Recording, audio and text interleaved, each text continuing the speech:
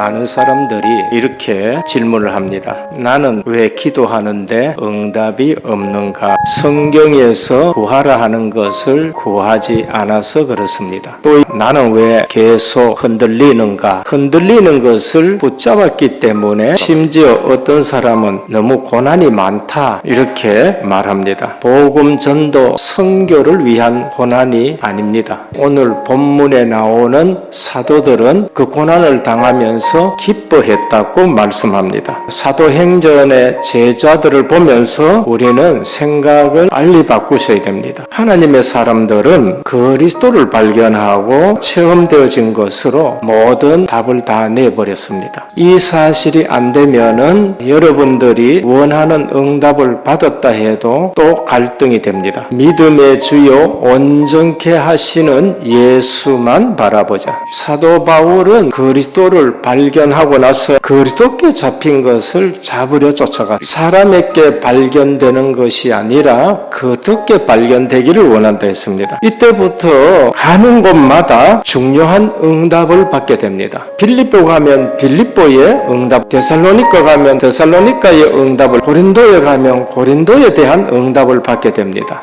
사실 요셉은 노예로 갔지만 노예가 아닙니다. 하나님이 나와 함께 계시고 거기에 하나님의 절대 계획이 있습니다. 중요한 것은 내가 복음을 가지고 누리고 있느냐는 것입니다. 그게 증인 크루스비, 그는 눈을 뜨지 못했지만 찬양을 가지고 전 세계에 영향 미친 사람. 찰스 웨슬레는 이렇게 말했습니다. 만입이 있으면은 그 입 다 가지고 내 구주 주신 은총을 찬송하겠다. 복음의 유일성을 붙든 제자입니다. 사도들의 모든 메시지는 예수가 그리스도다. 여기에 모든 것이 판가름이 납니다. 인간이 사는 길, 멸망받는 문제도 예수 그리스도의 유일성에 대해서 말씀하고 있습니다. 아담의 후손 가지고는 안 된다는, 하나님이 피 흘려 만드신 가죽옷이라야 우리가 살 수 있는 길인 것입니다. 그 유일성을 붙든 아벨이 어린 양 첫 새끼를 가지고 예배를 드렸습니다. 방주, 안과 박, 유일성에 관한 문제입니다.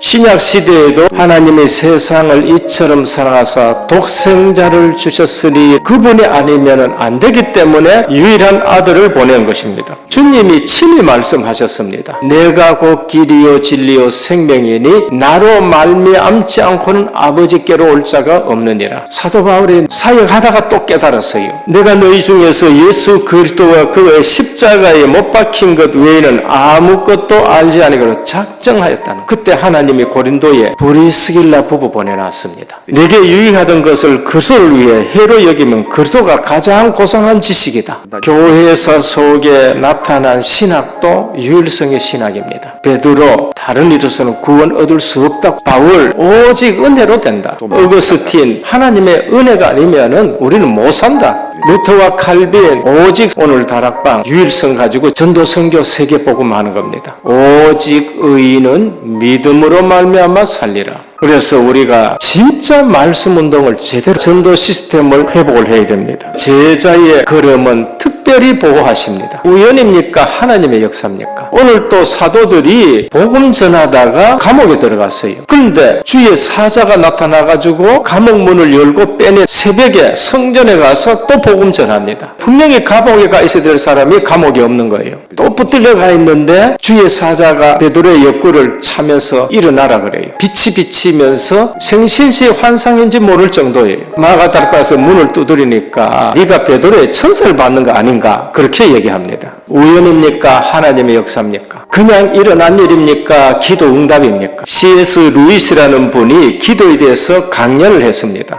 한 사람이 그리스도인들이 말하는 기도 응답은 결국 우연의 일치 아니냐 이렇게 질문했어요. 우연일지도 모르겠지요. 그러나 제가 기도하기를 그치니 그 우연도 일어나지 않는다는 겁니다. 오늘 가말리엘이 등장합니다. 바울의 스승, 유대인들이 최고로 존경하는 힐렐이란 신학자의 손자입니다. 이들이 하는 일을 핍박하지 말아라. 사람으로 시작된 건 무너진다. 그리고 하는 말이 하나님으로부터 시작된 것은 막으면 안 된다는 겁니다. 오늘 우리는 곳에 사람들 통해 가지고 돕게 되는 겁니다. 핍박을 이기는 비밀. 그들이 날마다 성전에 있든지 집에 있든지 예수는 그리스도라 가르치기와 전도하기를 그치지 아니하니라. 우리는 렘넌트를 불신자보다 더 많이 가르쳐야 됩니다. 그러나 그게 전부가 아니라는 걸 아셔야 돼요. 결국 박해하던 로마, 헬라 철학, 유대 교권도 무릎 꿇었습니다. 핍박 이기는 비밀 복음 23. 여기에 기도 응답 25의 역사가 일어납니다. 대강 예수 믿고 불신자 기분 맞춰 세상하고 짝해가지고 신앙생활하는데 하나님이 줄 일이 없는 거예요. 핍박을 이기는 비밀, 제자의 걸음을 걸으셔야 돼요. 남은 자의 걸음을 알아야 됩니다. 하나님이 저를 뭐 때문에 남겨놨을까요? 이 시대에 복음 때문에 남겨놓은 사람이 그게 남은 자예요. 순례자의 걸음, 삼절기 때 예루살렘에 예배하러 올라오는 사람들이 생을 걸고 오는 걸음입니다. 우리는 예배에 생을 걸어야 돼요.